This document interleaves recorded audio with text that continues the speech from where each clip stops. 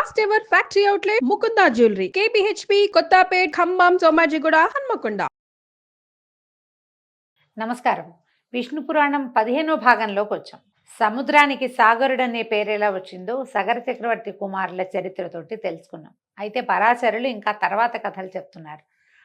అంశుమంతునికి దిలీపుడు అనే కుమారుడు కలిగాడు. దిలీపుని కాలంలో కూడా తాత తండ్రుల కోసం ఏమీ చేయలేకపోయారు. కానీ దిలీపుని కుమారుడైనటువంటి భగీరథుడు మాత్రం రాజ్యాన్ని వదిలిపెట్టి బ్రహ్మ కోసం, పరమేశ్వరుడి కోసం, గంగానది కోసం ఎంతో తపస్సు చేసి చివరికి ఆ గంగానదిని పాతాళలోకంలోకి ప్రవేశింపజేసి త్రిపథగామిని చేసి ఆమెని భాగీరథి అని తన పేరునే గంగానదికి వచ్చేలాగా ప్రయత్నం చేసి తన ప్రయత్నంతో ప్రపంచంలోనే గుర్తింపు పొందాడు. అయితే తర్వాత ఈ గంగానది భూలోకంలోకి అతని తపస్సు వల్లే వచ్చింది. అయితే ఈ భగీరథుని కుమారుడు సహోత్రుడట. వాని కొడుకు నాభాగుడు, అతని కొడుకు అంబరీషుడు, అతని తనయుడు సింధుధ్వజుడు, వాని కుమారుడు ఆయుతాయువు కుమారుడు ఋతుపర్ణుడు. అయితే ఈ ఋతుపర్ణుడు అక్షవిద్యలో గట్టివాడు. మధ్యలో అందరి కథలు చెప్పట్లేదండి, కొన్ని ప్రత్యేకమైన గాథలే చెప్పబడ్డాయి. ఈ ఋతుపర్ణుడు ఏంటంటే అక్షవిద్య అంటే ఇతను పాచికలాడడంలో చాలా గొప్ప సమర్థుడట.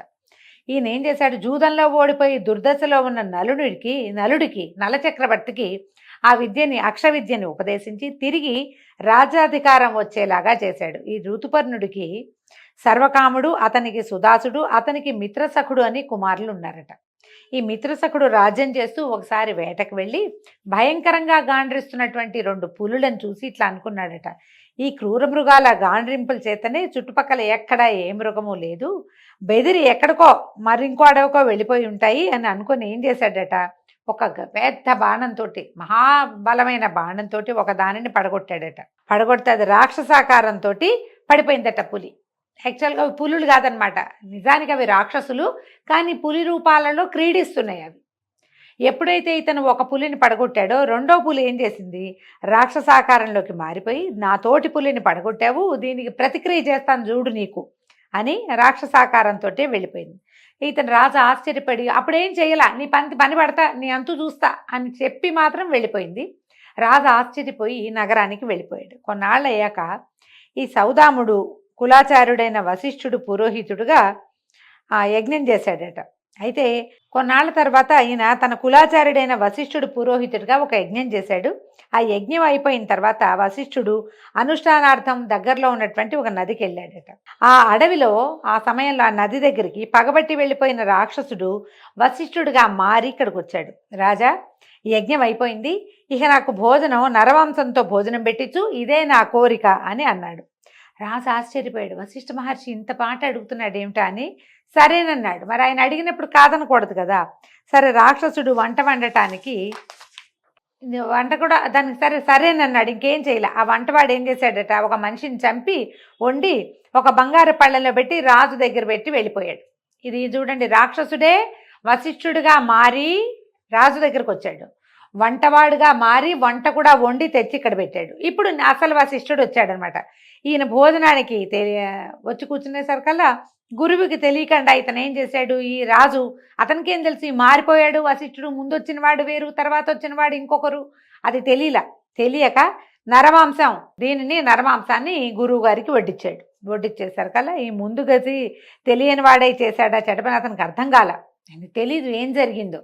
దాంతో వశిష్ఠుడు పరమ తీవ్రమైన కోపం వచ్చి పుణ్యాన్ని సంపాదించడానికి ఘోర తపస్సు చేసే నాకు నరమాంసం భోజనం పెడతావా, ఇది రాక్షసులు చేసే పని, నువ్వు ఇట్లాంటి పని చేసావు, ఇంత యజ్ఞం నాతో చేయించి నేను కాలకృత్యాల కోసం నదికి వెళ్ళి వచ్చేసరికల్లా నాకు నరమాంసం పెట్టి నన్ను అవమానించావు, కాబట్టి నరమాంస భక్షకుడు అయిన రాక్షసుడిగా మారిపో అని రాజుని శపించాడు. దాంతో రాజు బతిమలాడుతూ, అయ్యా, నువ్వు పొద్దున ఇందాక అడిగావు కదా ఈ భోజనం కావాలని, మళ్ళీ నన్ను శపిస్తావా, నువ్వు అడగటం వల్లే కదా నేను ఇంత పని చేశాను, లేకపోతే యజ్ఞం చేసిన వాడిని నేను నరమాంసాన్ని నివేదనిస్తానా తండ్రి, నా తప్పు కాయి, నేనేం చేశానో నాకు తెలియటం లేదు, నువ్వు అడిగిందే నేను చేశాను కదా అని పరిపరి విధాలుగా బతిమలాడితే వశిష్ఠుల వారు దివ్యజ్ఞాన శక్తితోటి ఇట్లా తెలుసుకొని, ఓహో ఇది జరిగింది, సరే నీకు శాపం 12 సంవత్సరాలు ఉంటుంది నాయన, 12 ఏళ్ళు నీకు ఇది తప్పదు, శాపం వచ్చేసింది కాబట్టి 12 ఏళ్ళ తర్వాత నీకు శాప విముక్తి లభిస్తుంది అనగానే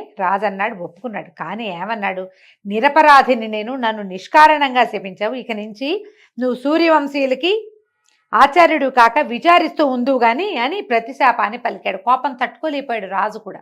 నువ్వు అడిగావు కాబట్టే పెట్టాను, నువ్వు రూపం మార్చుకొచ్చావని నాకెట్లా తెలుస్తుంది, నాకు తెలీదు, నేను మామూలు మానవుడిని, నువ్వు గురువువి, మంత్రవాదివి, మంత్రం తెలిసిన వాడివి, శాస్త్రం తెలిసిన వాడివి, కాబట్టి నిన్ను కూడా నేను శపిస్తానని సూర్యవంశీయులకి ఆచార్యుడు కావద్దు ఇంకా నువ్వని నీళ్లు తీసాడట, జలం చేత్తో పుచ్చుకున్నాడు, చల్లబోయాడట. ఇంతలో ఆయన రాణైనటువంటి మదయంతి వచ్చి, ఆగు ఆగు ఆగు ఆగు, అట్లా శపించచ్చా, గురువుని శపించకూడదు మనం, నువ్వు పొరపాటు చేస్తున్నావని ఆమె ఆపేసరికల్లా రాజుకి అప్పుడు తిప్పుకున్నాడు, కోపం తిప్పుకున్నాడు. కానీ ఈ శాపజలాలు ఎక్కడ చల్లినా లోకానికే చికాకు కలుగుతుందని తన కాళ్ళ మీదే చల్లుకున్నాడట.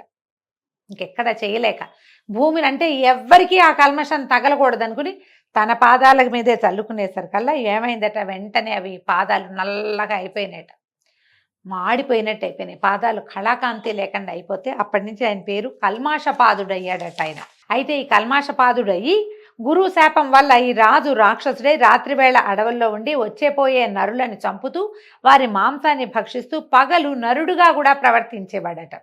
ఇలా ఉండగా ఒకనాడు ఒక బ్రాహ్మణుడు భార్యతో కలిసి అడవిలో సుఖిస్తూ ఉండగా రాక్షసుడిగా ఉన్న రాజు ఏం చేశాడట, ఆ బ్రాహ్మణుడిని పట్టుకుని మింగడానికి అయ్యాడట. అయ్యేసరికి ఆ బ్రాహ్మణ పత్ని విలపిస్తూ ఇలా అడిగిందట, లోకం అంతా స్తుతించే కీర్తి కలిగిన వాడివి, కరుణామూర్తివి, ఇక్ష్వాకు వంశభూషణుడివి, ఇట్లా బ్రాహ్మణుడిని చంపచ్చా, నా భర్త కదా, అతన్ని పోగొట్టుకొని నేను ఎట్లా సుఖపడతాను, నాకు జీవితం ఏముంది ఇంకా, పైగా బ్రాహ్మణ హత్య మహాపాతకం కదా, ఇది నీచకర్మ, అతన్ని చంపద్దు, విడిచిపెట్టు, నా బొట్టు చెరపకు అని బతిమలాడిందోట. అయినా సరే అతను ఏం చేశాడు, మా రాక్షసుడు బ్రాహ్మడి మెడ విరిచి భక్షించేశాడట. ఆ బ్రాహ్మడు భార్య ఆయనకి పిచ్చి కోపం వచ్చింది, ఆవిడకి కోపించి ఏమందట, దుర్మార్గుడా, కలిసి సుఖించే సమయంలో నాకు పతి లేకుండా చేసావు కాబట్టి నీ భార్యతో సుఖించడానికి నువ్వు సిద్ధపడిన వెంటనే చచ్చిపోదువుగా కానీ శపించి అగ్ని ప్రవేశం చేసిందట. ఇలా రాజు చేసిన ఈ దారుణ కార్యానికి ఆ అడవిలో ఉన్న భూతాలన్నీ హాహాకారాలు చేసేట. ఏం చేస్తారు, ఇక చేయగలిగేది ఏం లేదు, అతనికి ఏమో అలాంటి శాపం ఉంది, శాపం ప్రకారం అతను ప్రవర్తిస్తాడు, ఇంక అదే జరుగుతుంది అక్కడ. ఇట్లా మునీంద్రుని శాపం వల్ల 12 సంవత్సరాలు రాక్షస కృత్యాలు చేస్తూ ఈ కల్మాషపాదుడనే రాజు లోకభీకరుడుగా ఉన్నాడు. తర్వాత వశిష్ఠాది మునులొచ్చి పాపము శాప విముక్తి రెండూ పోయేలాగా తగిన యజ్ఞాదులు చేసి ఈ రాజుని పుణ్యాత్ముని చేశారట.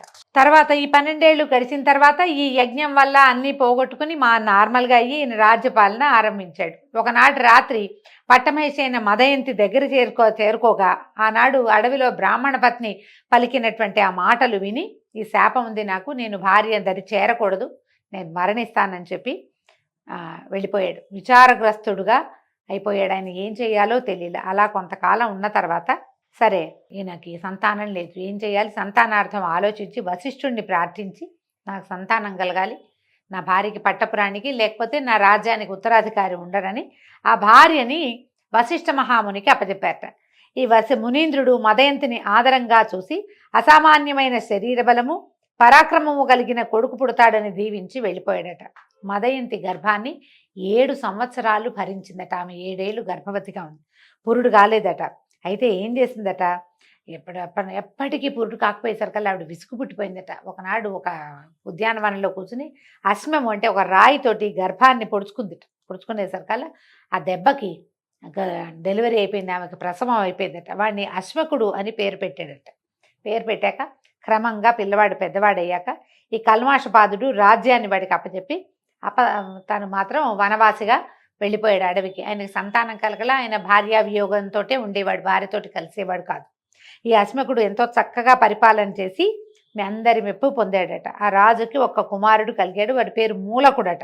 అయితే ఈ మూలకుడుగా ఉన్నప్పుడు, ఇతను రాజుగా ఉన్నప్పుడు పరశురాముడు రాజుల్ని సంహరిస్తూ అయోధ్యకి వచ్చాడట. వస్తే ఈయన ఏం చేశాడట, అప్పుడు అందరూ ఏంటంటే ఆయన క్షత్రియ సంహారం చేశాడు పరశురాముడు. కార్తవీర్యార్జునుడి మీద కోపంతో అతను ఏం చేశాడు, 21 సార్లు భూమి అంతా తిరిగి క్షత్రియ సంహారం చేశాడు. అప్పుడు కొంతమంది రాజులు మాత్రమే జీవించున్నారు. తర్వాత క్షత్రియులు లేరా అంటే ఉన్నారు. ఆ క్షత్రియులు ఎట్లా మిగిలేరు? వాళ్ళు గాజులు వేసుకుని స్త్రీలలాగా ఆడవాళ్లలాగా వస్త్రధారణ చేసి రాజ్యాల్ని కాపాడుకున్నారు చాలా కొద్దిమంది. అందులో ఇక్ష్వాకు వంశానికి చెందినటువంటి ఈ అశ్మకుడు కూడా ఉన్నాడు. స్త్రీ వేషధారి అయ్యి కాంతల స్త్రీల మధ్యలో ఉంటే పోనీ వీడు స్త్రీసముడు పోనీలే అని వదిలిపెట్టేశాడట. వదిలిపెట్టేసిన అతనికి ఇలబిలుడనే కొడుకు, అతడికి ఖట్వాంగుడు, దిలీపుడు అనేవాళ్ళు జన్మించారు. అంటే శ్రీరాముడికి చాలా ముందు కాలంలో ఇది జరిగింది. ఆయన టైం చెప్పు, ఇది కథ అలా లైన్గా పోతుంది. ఇంకొక 5-6 నిమిషాలు చెప్దామా? 6 minutes పెట్టుకో ఇంకా. ఓకే. అయితే దిలీపుడు పట్టాభిషిక్తుడై రాజ్యం చేస్తూ ఉండగా దేవదానవులకి పోరు జరిగిందట. ఆ పోరులో దేవతలు దానవుల్ని ఎదిరించలేక ఈ ఖట్వాంగుణ్ణి తోడుగా పెట్టుకున్నారట. ఈయన రణరంగంలో నిలిచి ఎంతమందినో చంపేశాడట. దేవతలకి విజయాన్ని చేకూర్చాడు. అయితే వీళ్ళు రాజా ఏదైనా వరం కోరుకోమని అంటే ఇతను నా ఆయుర్దాయం ఎంత అని అడిగేసరికల్లా వాళ్ళు చెప్పారట, ఇంకో 2 గడియలు నీ ఆయుర్దాయం ఉందంటే, అలా అయితే మీ వరం ఇంకెందుకు, నాకు నన్ను భూలోకానికి పంపించేసేయండి అంటే వాళ్ళు ఏం చేశారు, ఒక విమానంలో ఈయన్ని భూలోకానికి పంపించారట. పంపిస్తే ఈయన ఐహిక క్రియలు విడిచి పరతత్వ వేదిగా అయ్యాడు. వెంటనే ఇంకన్నీ మానేశాడు. పూర్తిగా భగవంతుడి ధ్యానంలోనే ఉండిపోయాడట. బ్రహ్మాదులకు కూడా సాధ్యం కాని పరమయోగ ప్రభావం పొంది ముహూర్త కాలంలోనే విష్ణు సాయుధ్యాన్ని పొందాడు. ఆ రాజు యోగ విద్యా సారస్యాన్ని మెచ్చి సప్తర్షులు ఒక్కొక్క సమయం అందు అభినందిస్తూ ఉంటారట. అంత గొప్పవాడనమాట. ఇక తర్వాత సూర్యవంశీయుల గాథలు. దిలీప మహారాజు. ఈ దిలీపుడి తాలూకు గోసేవా వృత్తాంతమే మనకి రఘువంశ కావ్యంలో కనపడుతుంది. దిలీపుడు అమిత గొప్ప రాజు. ఆయనతోటే రఘువంశ కావ్యం మొదలుపెట్టబడింది. అయితే ఈయన కుమారుడు రఘువు. ఆయనదే రఘురాముడు. ఆయన వల్లే రఘువంశం అనే పేరు వచ్చింది. రాముడికి రఘురాముడు అనే పేరు వచ్చింది. రఘువు ఎంతో అద్భుతంగా రాజ్యాన్ని పరిపాలించాడు. భూమి ఆ కాలంలో దున్నకుండానే పంటలు పండించేసేదిట. దున్నేవాళ్ళు కాదట, గింజలు చల్లితే పంటలు పండేవి. అంత అద్భుతమైన రాజట. అతని కొడుకు రఘువు యొక్క కుమారుడు అజుడు. అజుని కొడుకు దశరథుడు. దశ దిశలా తన రథానికి అడ్డు లేకుండా దివ్య పరాక్రమశాలి అయి ప్రవర్తించి దొరతనాన్ని నేర్పిన చక్రవర్తి దశరథుడు. ఆయన దశరథునకు మహావిష్ణువు రక్షణే తన లక్ష్యంగా తన మూర్తిని తన 4 భాగాలు చేసి 4 భాగాలుగా జన్మించాడు. ఆ మూర్తులే రామలక్ష్మణ భరత శత్రుఘ్నులు అని పెరుగుతూ ఉన్నారు. వాళ్లలో పెద్దవాడైన రాముడు విశ్వామిత్రుని కోరికపై అతను వెంట వెళ్ళి తాటక అనే రక్కసిని, సుబాహు అనే రాక్షసుని ఒక్కొక్క బాణంతోటే తెగవేసి మారీచుడనే అసురుణ్ణి ఒక్క బాణంతోటే సముద్రంలో పడగొట్టి ఆ ముని యజ్ఞాన్ని కాపాడాడు. గౌతముని శాపంతో పాషాణమై అడవిలో పడి ఉన్న అహల్యను తన పాదధూళి చేత చివరికి ఆమెని తిరిగి అహల్యగా రూపొందించాడు. జనకుని వాక్కుని అనుసరించి నిండు సభలో శివుని విల్లుని విరిచి సీతను పెండ్లాడి పరశురాముని మార్గమధ్యంలో భంగపరిచాడు.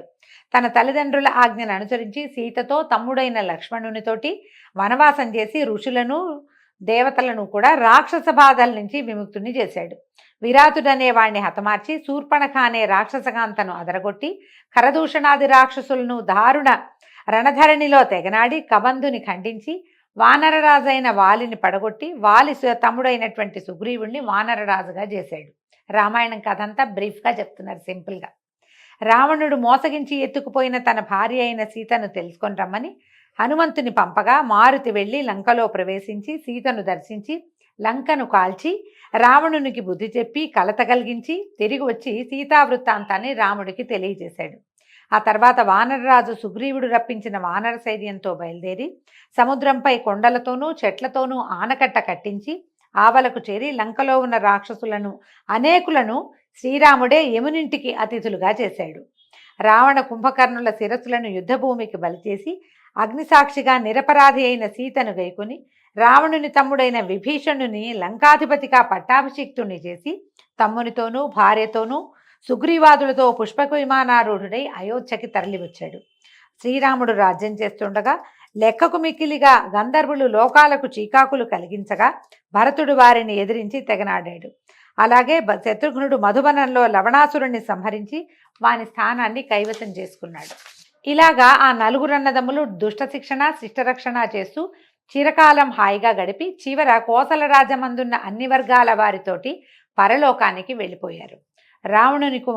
రాముని కుమారులైన కుశలవులు, లక్ష్మణుని కుమారులైన అంగదుడు, చంద్రసేనుడు, భరతుని సుతులు తక్షకుడు పుష్కరుడు, శత్రుఘ్ని కుమారులైన బాహుడు సూరసేనుడు ఈ యనమండుగురు 8 దిక్కుల పరిపాలన ఎదురు లేకుండా చేశారు. వారిలో వంశకర్త కుశుడు. కుశుని కొడుకు అతిథి, వానికి నిషధుడు, వానికి నలుడు, వానికి నభసుడు, నభసునకు పుండరీకుడు, వానికి క్షేమధ్వజుడు, వానికి దేవానీకుడు, అతడికి అహీనుడు, వానికి పారియాత్రుడు, అతనికి దళుడు, దళునకు చెలుడు, వానికి యుక్తుడు, వానికి వజ్రనాభుడు, వానికి శంఖుడు, అతనికి సుషితాశ్వుడు, వానికి విశ్వసకుడు, వానికి హిరణ్యనాభుడు. ఇలాగా ఆ వంశం ఎంతో కాలం పరిఢవిల్లుతూ ఉన్నది. హిరణ్యనాభుడు యాజ్ఞవల్క్యునకు శిష్యుడై యోగ విద్య నేర్చి మహాత్ముడయ్యాడు. అతని కొడుకు పుణ్యుడు, అలాగే ధ్రువుడు, శీఘ్రుడు, వాని కొడుకు మరుడు. మరుడు యోగశక్తి అమితంగా కలిగినవాడు. రాబోయే యుగాలలో కూడా సూర్యవంశం పెరుగుతూ ఉండాలని తపోయోగంతో కలాపం అనే గ్రామానికి రామంలో ఉండేవాడు. ఈ అమరుని కొడుకు ప్రత్యాకుడు, వాడికి సుగంధి, వాడికి అమర్షణుడు, వాడికి అహస్వంతుడు, అతనికి విశ్వభవుడు, వానికి బృహద్బలుడు కలిగాక ఈ బృహద్బలుడు తర్వాత యుగమైనటువంటి ద్వాపర యుగంలో భారత యుద్ధంలో అర్జునపుత్రుడైన అభిమన్యుని చేత పరలోకగతుడయ్యాడు. అని ఇలాగా ఇక్ష్వాకునందనుడైన శశాదుని వంశంలో ప్రసిద్ధులైన రాజుల చరిత్రల్ని పరాశర మహర్షి తన శిష్యుడైన మైత్రేయుడికి తెలియచేశాడండి. దీంతో ఈరోజు పారాయణ సమాప్తం. రేపు ఉదయం మళ్ళీ 16వ రోజు పారాయణలో కలుసుకుందామండి. నమస్కారం.